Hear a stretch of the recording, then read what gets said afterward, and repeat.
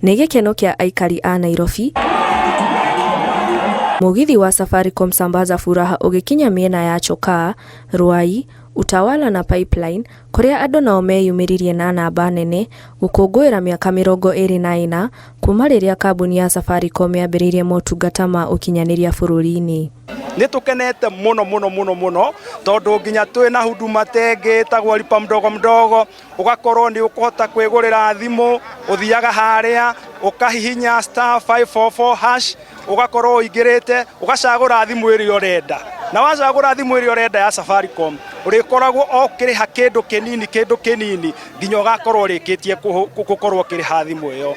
Aikari a matũra-inĩ ma Mlolongo, Athi River na Kitengela onao matinatigwo thutha magĩcanjamũrwo nĩ atangathi arĩa marĩ igweta kuma kambuni ya Royal Media Services, na oho Safaricom nĩ hingũrire matuka 3 ma kũheana motungata kũrĩ aikari a matũra marĩa macereire. Safaricom wamekuwa more cheaper, especially tukipiga in calls, SMSs wako very fair.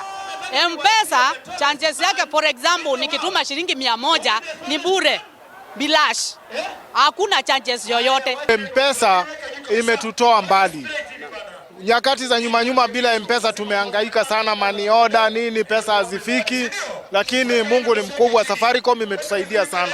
Muthenya wa rũciũ, aikari a matũra ma Kiserian, Rungai na Ngong onao nĩ makagĩa na kanya ga gũkenanĩra hamwe na kambuni ya Safaricom mwago-inĩ ũyũ. Would like our customers to be extra careful to ensure that they keep their PIN, M-Pesa PIN, safe, because Safaricom will never ask any customer to share with them their PIN. And when any fraudster attempts to do that, Safaricom customers should call or send a message to 333. Ngĩribotera Inooro TV, njĩtagwo Jerry wa Njoroge.